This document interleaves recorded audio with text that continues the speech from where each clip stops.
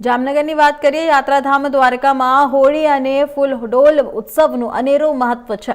તો આ મહોત્સવમાં ભાગ લેવા દર વર્ષની જેમ આ વર્ષે પણ ધોરીમાર્ગો પર પદયાત્રિકોનો દરિયો ઉમટ્યો છે. પગપાળા યાત્રિકોને માર્ગમાં કોઈ મુશ્કેલી ના પડે તે માટે ઠેર ઠેર સેવા કેમ્પ ઉભા કરવામાં આવ્યા.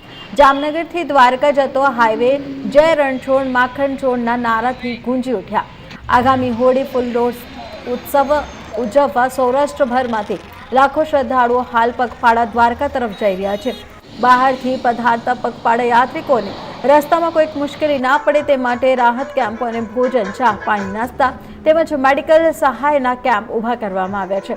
જામનગર ખંભાળિયા હાઈવે ઉપર આરટીઓ અને હોમગાર્ડ દ્વારા પદયાત્રીઓ માટે બેલ્ટ લગાડવામાં આવે છે અને જે રાત્રે વાહન ચાલકોને દેખાય એ માટે કેમ્પની આ વ્યવસ્થા પણ કરવામાં આવી છે, જેથી લોકો કાફી ખુશ છે. દ્વારકામાં હોળી અને ફૂલડોલ ઉત્સવ ઉજવણીનું અનેરું મહત્વ છે.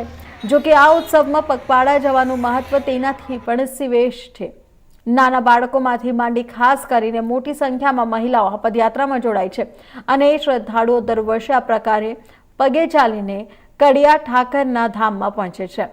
દિવસ રાત દરમિયાન મહિલાઓ ગરબા રમે છે. આનંદ કિલ્લોથા કરતા યાત્રિકો વહેલી સવારે અને બપોર પછીથી મોડી રાત સુધી ચાલે છે. મહિલાઓ આપણા ગ્રુપ બનાવીને દ્વારકાની પદયાત્રા એક વિશ્વાસ અને શ્રદ્ધાથી કરે છે. લાખોની સંખ્યામાં પગપાળા દ્વારકા તરફ પ્રયાણ કરી રહેલ ભાવિકો તડકો તપે ત્યાં અટકી જાય છે. તો આ સમયમાં આવા સેવા કેમ્પમાં આરામ કરે છે. રાત્રિના સમયે વિસામના સ્થળે ભજન રાસના કાર્યક્રમો યોજાય છે અને આવા ભાવિકોની સેવા કરવા માટે હજારો સ્વયંસેવકો તથા સ્વભાવી સંસ્થા પોતાનું યોગદાન આપે છે. Home guard commander Girish Sarvaiya. જામનગરથી દ્વારકા મુકામે પદયાત્રીઓ ગુજરાતના મોટાભાગના શહેરોમાંથી આવતા હોય છે અને રાજસ્થાનથી પણ ઘણા બધા લોકો દ્વારકા જવા માટે નીકળતા હોય છે. તો આવા તમામ લોકોએ જામનગર થઈ અને દ્વારકા જવાનું હોય છે. તો દર વર્ષની જેમ આ વર્ષે પણ અમે આરટીઓ, રોટરી ક્લબ સાથે મળી અને હોમગાર્ડ પરિવાર લોકોની સુરક્ષા અને સેવા માટે રેડિયમ રિફ્લેક્ટર લગાડવાનો આ કેમ્પ રજવાડું હોટલ પાસે નાખેલ છે. અમારા તમામ જવાનો સતત 3 શિફ્ટમાં 24 કલાક સુધી આ સેવાઓ કરે છે અને લોકોની સુરક્ષા એટલા માટે જરૂરી છે કે આ જે રોડ છે એ ખૂબ જ ટ્રાફિકવાળો રોડ છે અને રાતના લોકો જ્યારે પગે ચાલીને જતા હોય ત્યારે પાછળથી આવતા વાહનને ખબર પડે કે આગળ લોકો ચાલીને જાય છે.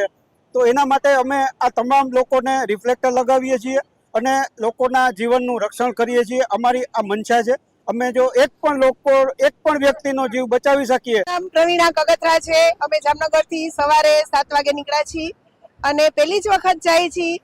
મારી બેબી છે 23 વર્ષની, મારી સાથે છોકરીઓ છે. અમે લેડીઝ 6 જણાનું ગ્રુપ છે અને દ્વારકાધીશ અમારી સાથે છે. એવી હિંમત રાખી અને અમે જાય છીએ. લેડીઝ છે તો અમને કોઈ જાતનો બીક નથી, ડર નથી કે દ્વારકાધીશ અમારી સાથે જ છે, હર હંમેશને માટે અમારી સાથે રહેશે એવી અમે આશાથી દ્વારકાધીશના શરણે જઈ રહ્યા છીએ અને અમને દ્વારકાધીશ ઉપર વિશ્વાસ છે કે અમને પહોંચાડી જ દેશે. એમ કેમ આ ફૂલ ડોલ કરીને અમે રિટર્ન આવશું. અમારી સાથે જે બેન છે એ આજ 10 વર્ષથી હા, છે. અમારી સાથે જે પ્રભાબેન છે એ 10 વર્ષથી, આ 10મું વર્ષ છે. 9 વર્ષ તો જઈ આવ્યા છે. અમે બધા પહેલી વખત જાય છે. મારું નામ નિલેશભાઈ ભાદાભાઈ છે. મોટી મોરસલથી અમે આવીએ છીએ. સંઘ 10-15 લોકો અમે સાથે મળીને 2-3 દિવસથી ચાલીએ છીએ અને રસ્તામાં કેમ્પો બહુ જ સુંદર આવે છે, બહુ જ મજા આવે છે અને ઠાકરનું નામ લઈને ચાલીએ છીએ. ઠાક પણ નથી લાગતો અને ભાંગણ સહિતર પૂનમે અમે દ્વારકા પહોંચી જઈશું. દ્વારકા પહોંચીને ગોમતીમાં સ્નાન કરીને ઠાકરના દર્શન કરીશું. ઠાકર હારે હોળી રમી અને ઘરે પાછા જતા રહીશું. જય દ્વારકાધીશ. નામ છે નાત્ય દિનેશભાઈ સન્નાભાઈ, ગામ ઠીકરિયાળા, ચોટીલાની બાજુમાં. અમે 9 વર્ષથી જ આવી છીએ પણ અમને અહીંનો અનુભવ એવો થાય છે કે દર વર્ષે જ આવી અને ઠાકરનો એવો ઇતિહાસ છે કે ત્યાં જાવી તો તમે કોઈ દિવસ ઠાકો નહીં. અને એક વાત એ કે તમે રસ્તામાં ક્યાંય પણ કોઈ હેરાન ન થાવ, જેથી કરી કે તમે જેટલું હાલો એટલું જ તમે હાલ્યા રાખો. ધીમી ગતિ રાખો તો તમે ઠાકી રહ્યો. એક જ દારૂ હાલો તો તમે ઠાકો નહીં. નંબર કેમ્પ જે જગ્યાએ તમે કેમ્પે જાઓ ત્યાં તમારે કોઈ વસ્તુની તમારે ખામી ન હોય ત્યાં. હા, જય દ્વારકાધીશના નારાથી ને હાલીએ જ આવી છે. દ્વારકા જઈને પૂનમે અમે પોગી જઈશું.